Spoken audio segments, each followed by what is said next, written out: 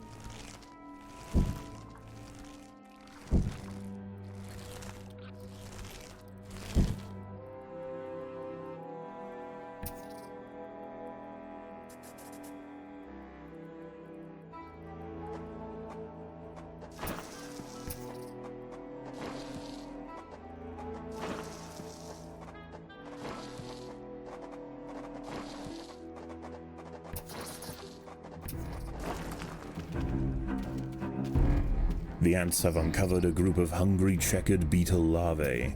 The soft grubs may look defenseless, but they have big jaws and appetites to match.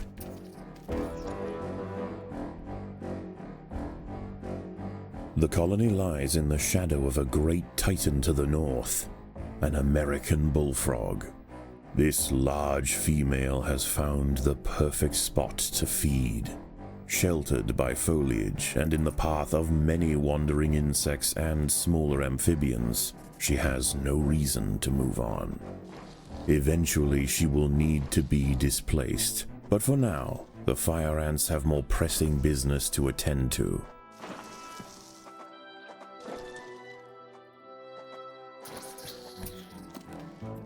Predators are loose in the nest. The larvae must be protected.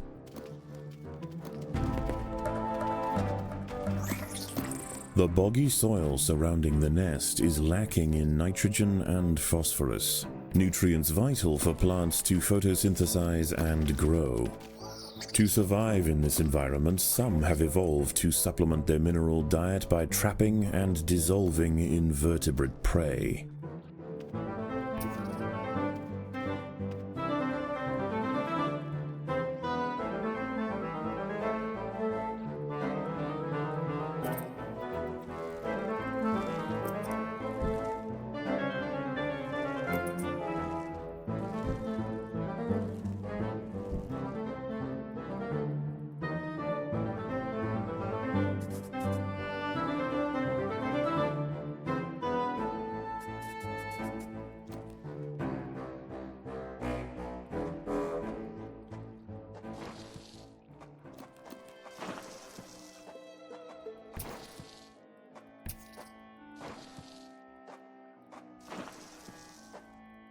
There are intruders in the nest.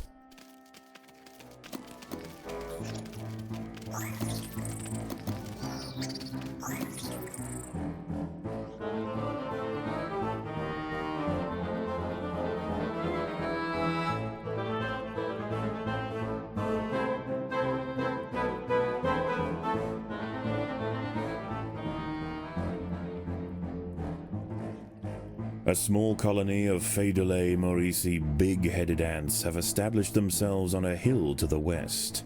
Scavenging for seeds, aphids, and dead insects, they are unlikely to pose a threat to the Invicta colony, if left undisturbed.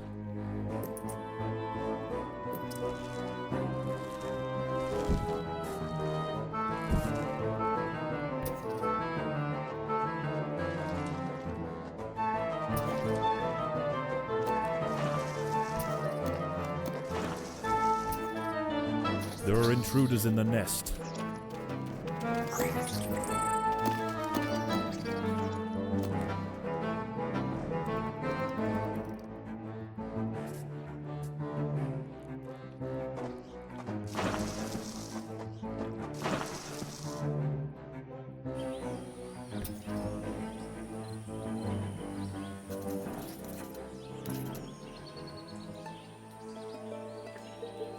Many of the milkweed plants growing nearby are infested with aphids. Their honeydew excretions present an ideal, energy-rich food source for the fire ants. Aphids far from the nest are vulnerable, however, and are sometimes relocated closer to home where they can be better protected from predators and thieves.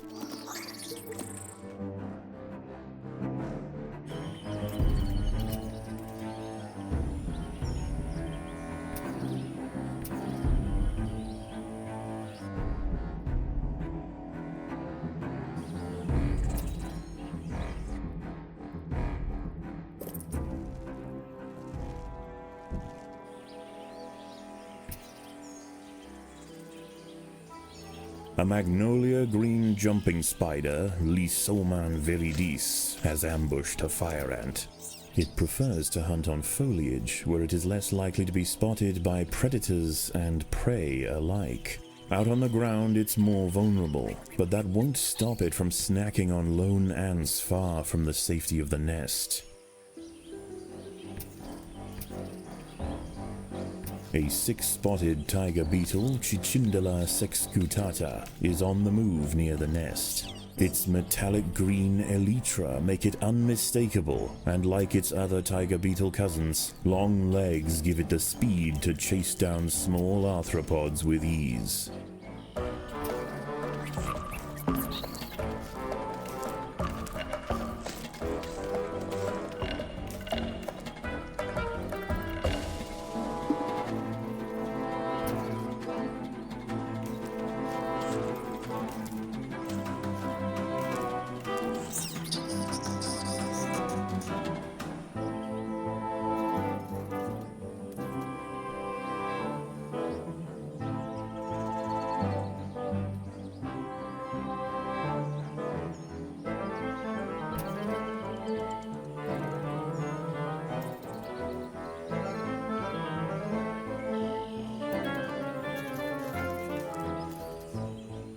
Defenseless caterpillars exposed on the underside of leaves are a welcome snack for the passing fire ants.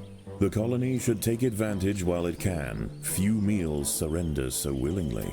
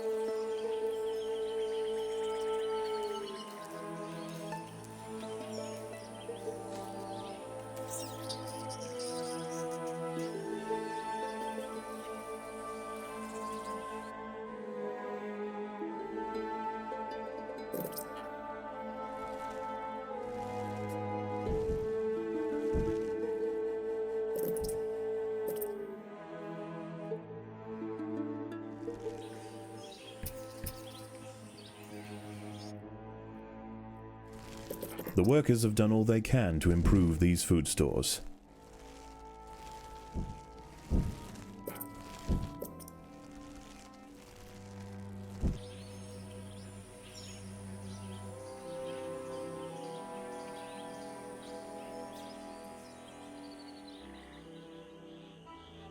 As the sun sets, the local amphibians begin to emerge from moist crevices near the water's edge. Lone invertebrates will be picked off quickly. The ants should travel in numbers or not at all.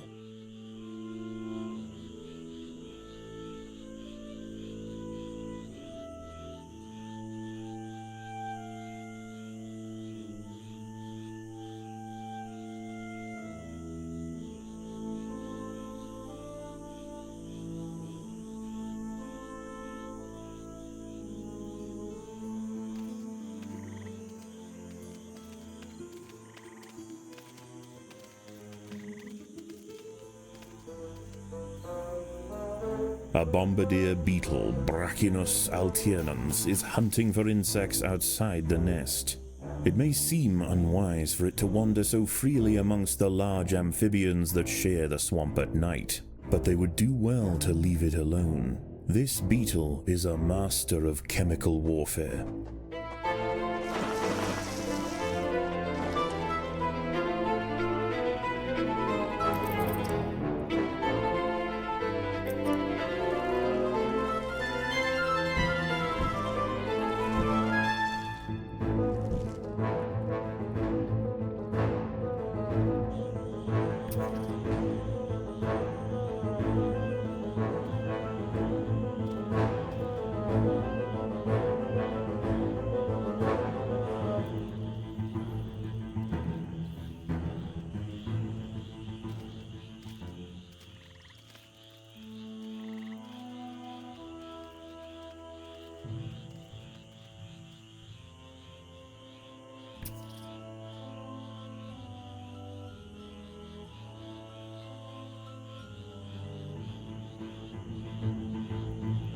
At night, eastern narrow-mouthed toads patrol above ground looking for food. Ants make up 75% of their diet, so the small colony must stay alert. To make matters worse, they are excellent diggers. It's only a matter of time before one tunnels its way into the nest. The ants have clashed with a bombardier beetle. Feeling threatened, the beetle mixes a cocktail of chemicals that react together, boil, and explode from a valve at the base of its abdomen.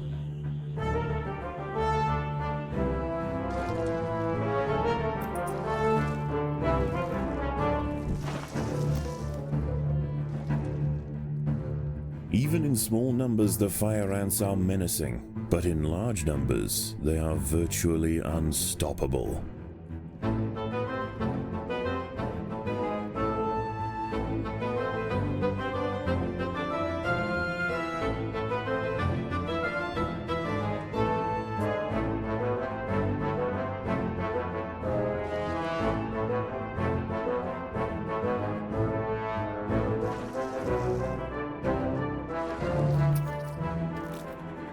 A narrow-mouthed toad has burrowed into the nest. It may be small for a toad, but its appetite for ants is insatiable. Secretions from its skin burn any that manage to escape its projectile tongue.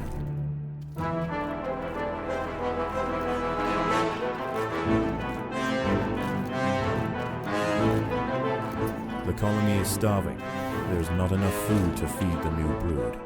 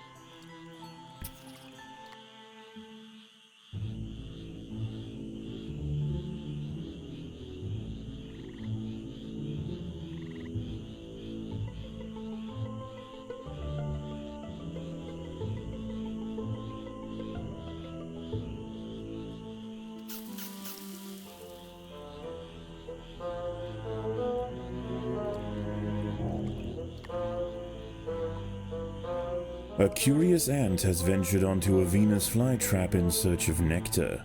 If it brushes against the hairs on the open, red-tinged leaves, they will snap shut, encasing the ant in an ever-tightening cell. There is no escape. The prisoner will be slowly digested until nothing more than a husk remains.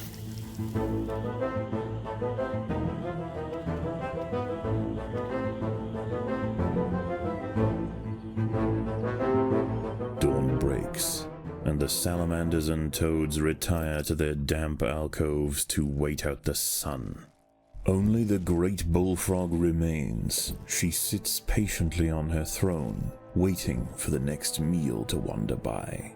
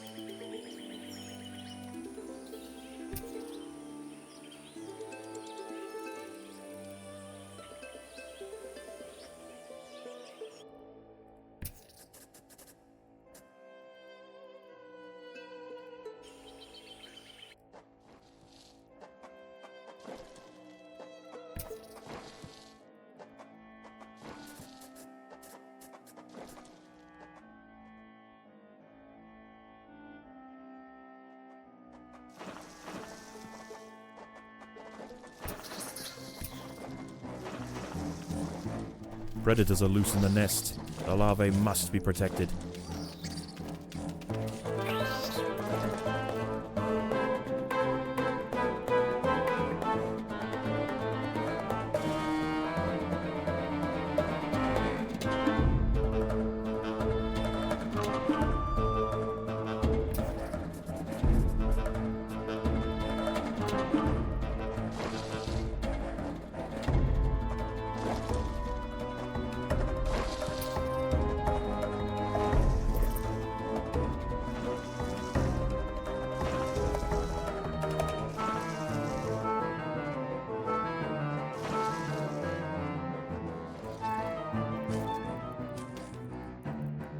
A fully developed checkered beetle, Enoclerus rosmarus, has been disturbed by the ants.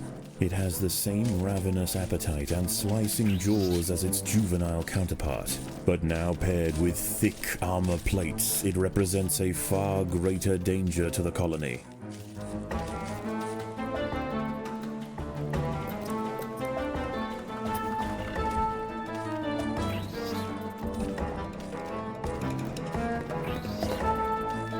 The colony is starving. There's not enough food to feed the new brood.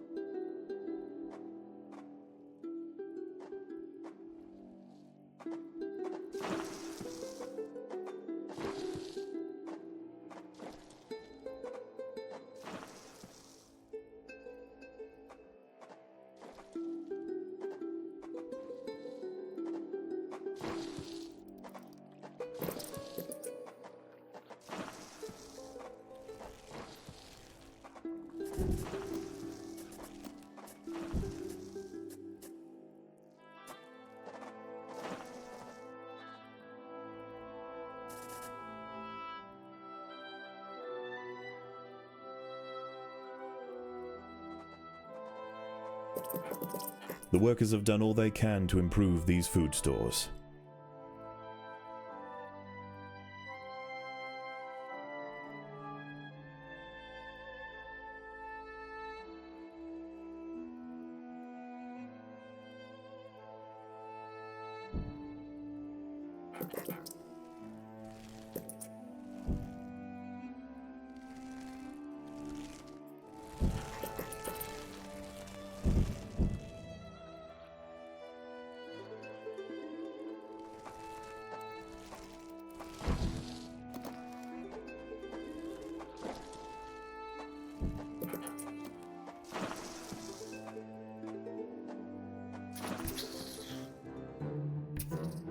Predators are loose in the nest.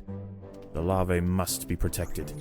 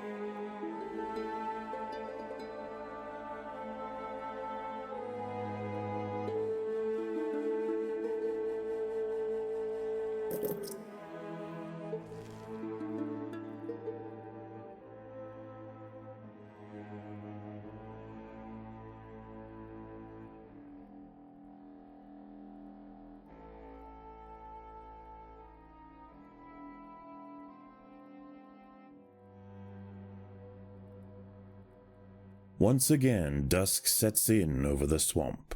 Soon, the sandy undergrowth will be teeming with salamanders, toads, and nocturnal beetles.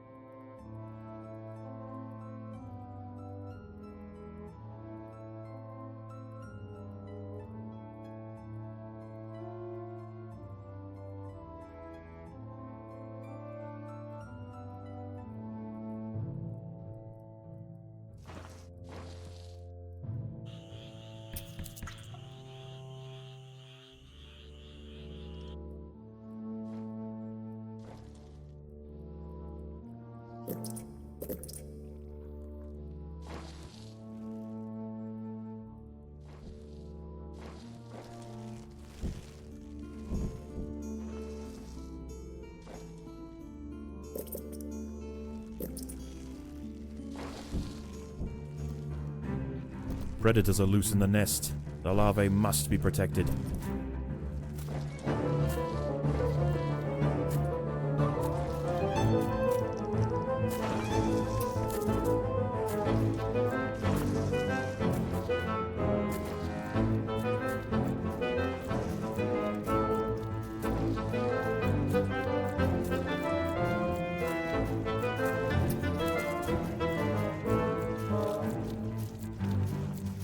The battle has begun.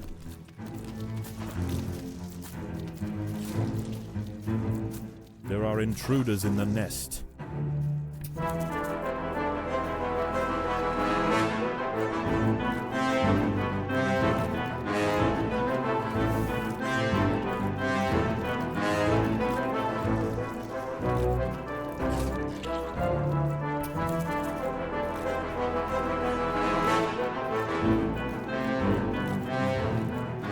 Predators are loose in the nest. The larvae must be protected.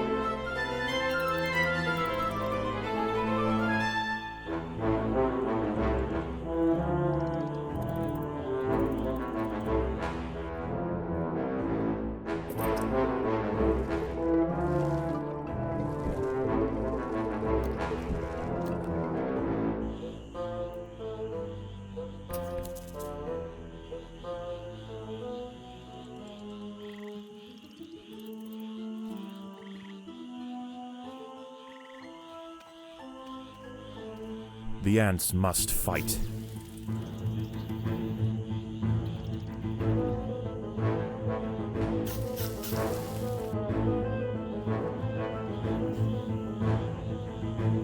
The ants have set upon a green lynx spider, Puccetia viridans. She prefers to hunt on pitcher plants, but out in the open, she loses her advantage.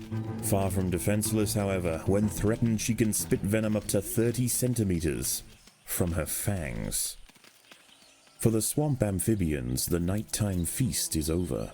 Toads give way to tiger beetles, and the ant colonies step up their activities. If the fire ants are to stand any chance of establishing a long-lasting empire, they must grow quickly.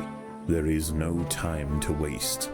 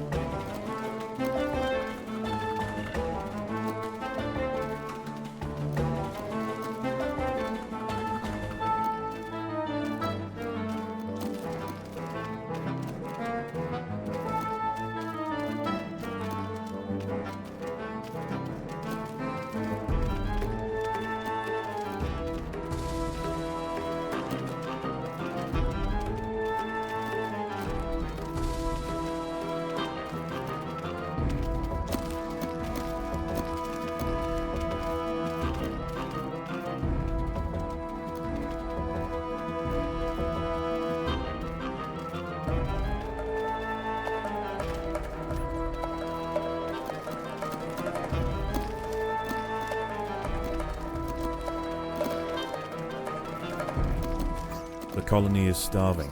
There is not enough food to feed the new brood.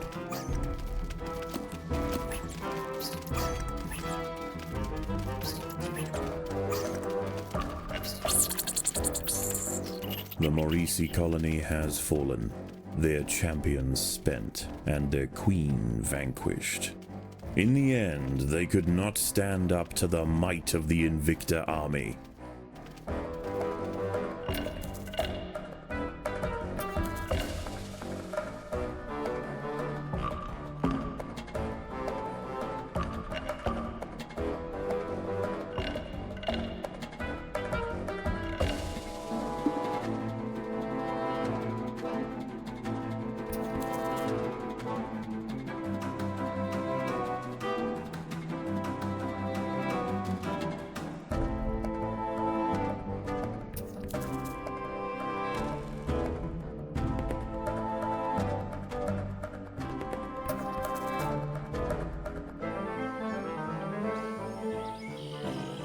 A wingless parasitic wasp, Dasimutilla occidentalis, more commonly known as the red velvet ant, has wandered into Invicta territory. Although not on the hunt for fire ants, it will defend itself if threatened. Armed with an extremely powerful sting and displaying bright warning stripes, most creatures give it a wide berth.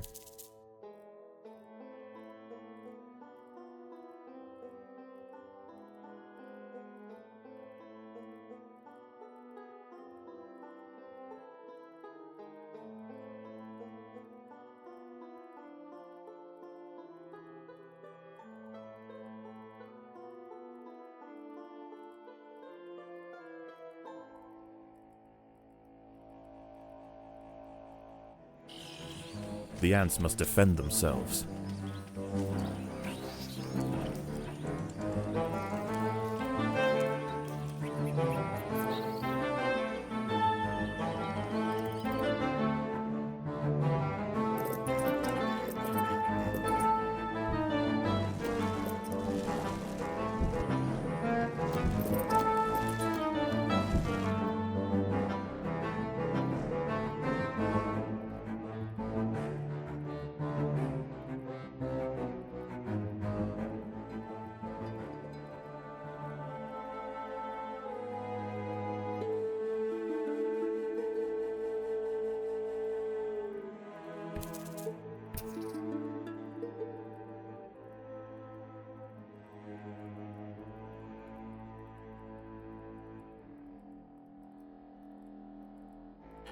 The workers have done all they can to improve this highway.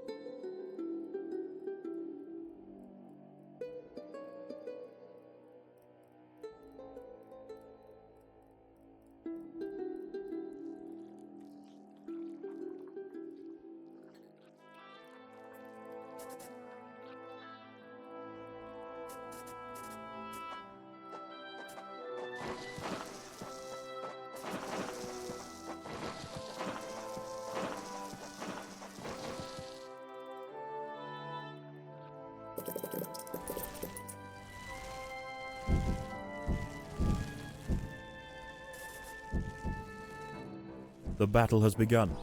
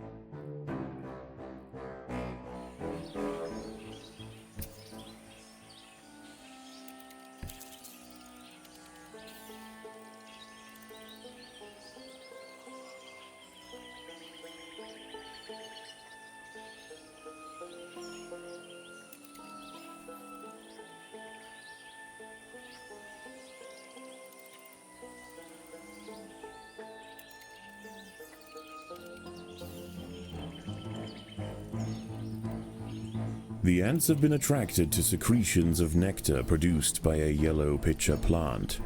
In order to feed, however, the ants must position themselves precariously over a deep vat of digestive liquid. Waxy deposits on the rim ensure that any ant that steps too far in won't be stepping out again.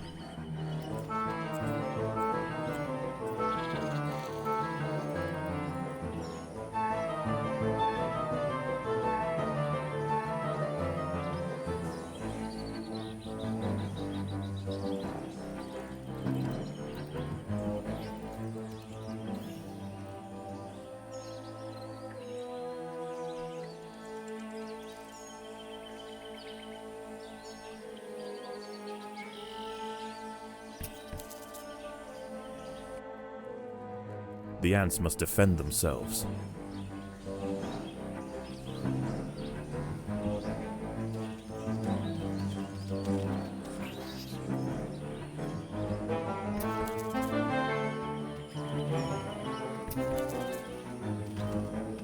The fire ants have encountered a tribe of Monomoria minimum black ants.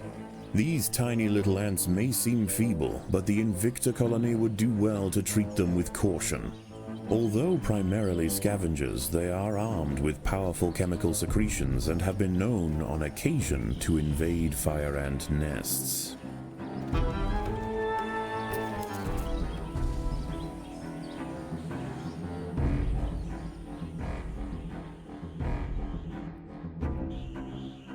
Night approaches, and the predators of the day give way to their nocturnal counterparts. As they encroach on colony territory, battles must be chosen wisely. Spread too thin, the fire ants could find themselves quickly overwhelmed.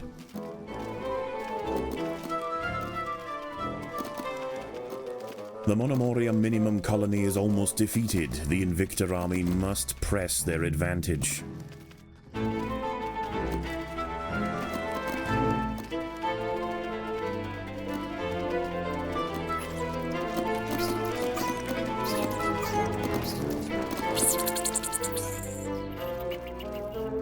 The little black ants fought to the last to defend their queen. Now the Invicta colony will enjoy the spoils of war. Defenseless larvae from the vanquished colony will be carried home and fed to the victor's own hungry brood.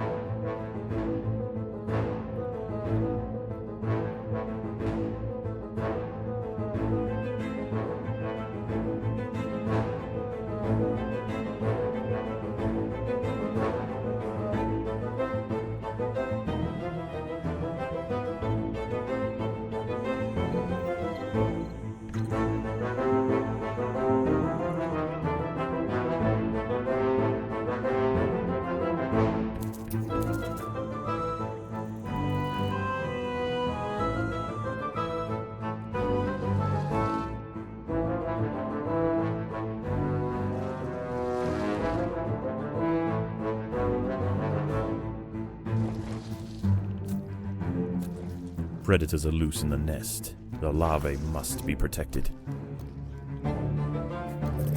An ant has been devoured by Aurichea quadradicitata, a dwarf salamander. It is nimble, fast, and slender enough to wiggle through tight crevices in search of food.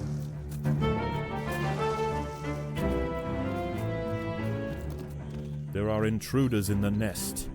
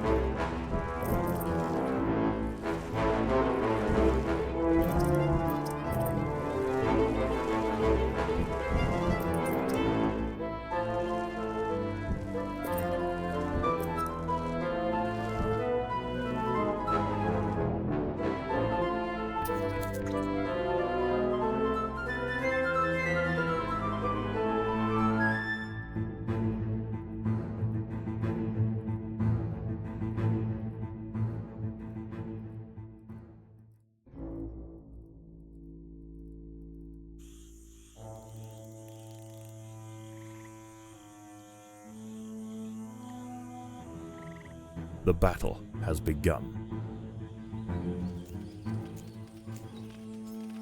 Staving off another night of attacks, the Invicta colony once again proves its strength. Despite this victory, there is yet one obstacle that stands in its way. Ever present, the bullfrog looms over the ants. The beast must be defeated.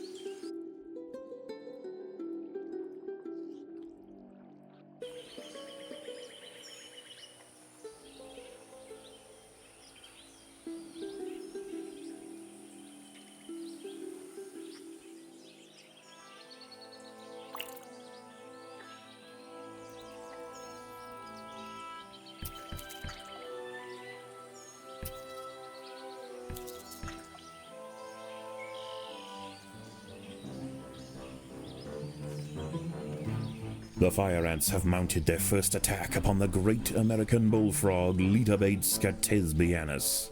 The brave frontline soldiers are quickly crushed and eaten. They must surround and swarm the enormous creature to stand any chance of defeating it.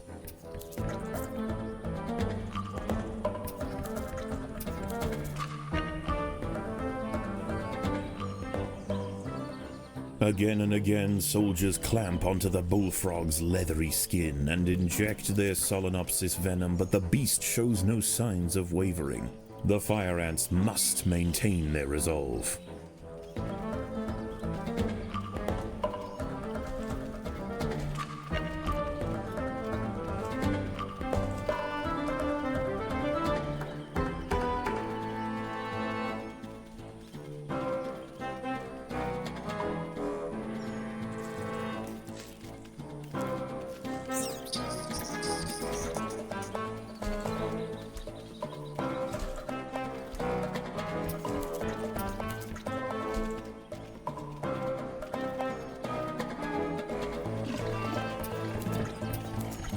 Overwhelmed with burning venom, the bullfrog finally succumbs to the might of the fire ants. Utterly spent, it collapses on the hillside, leaving the victors free to consume its body. Unbeknownst to the ants, the presence of the bullfrog was keeping many other local amphibians at bay. The power vacuum it left behind is attracting a host of salamanders and frogs eager to take its place. The ants should go to ground quickly and prepare for the imminent chaos.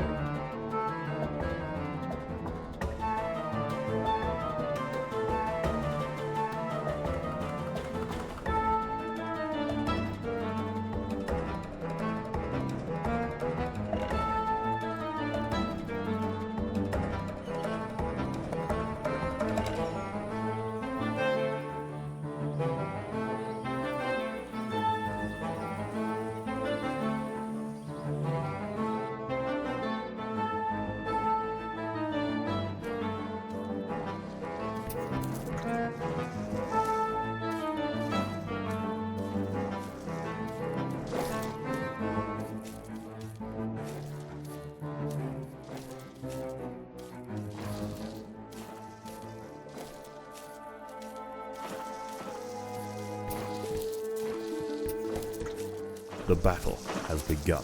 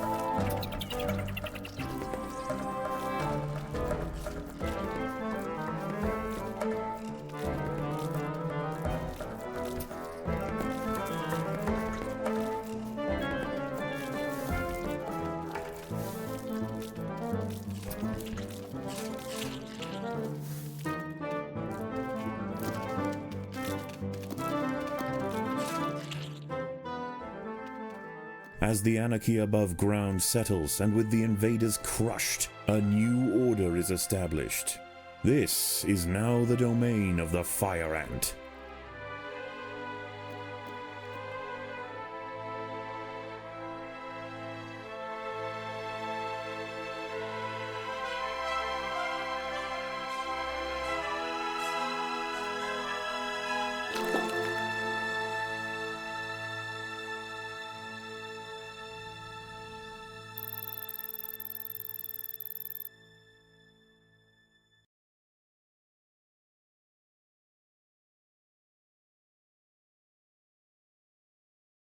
I knew it! I knew it! With the proper exposure and stimulation, the mutation possibilities are boundless. The potential for amalgamation, which is, of course, an epistatic effect owing to increased cytoplasmic viscidity in What the... are you doing?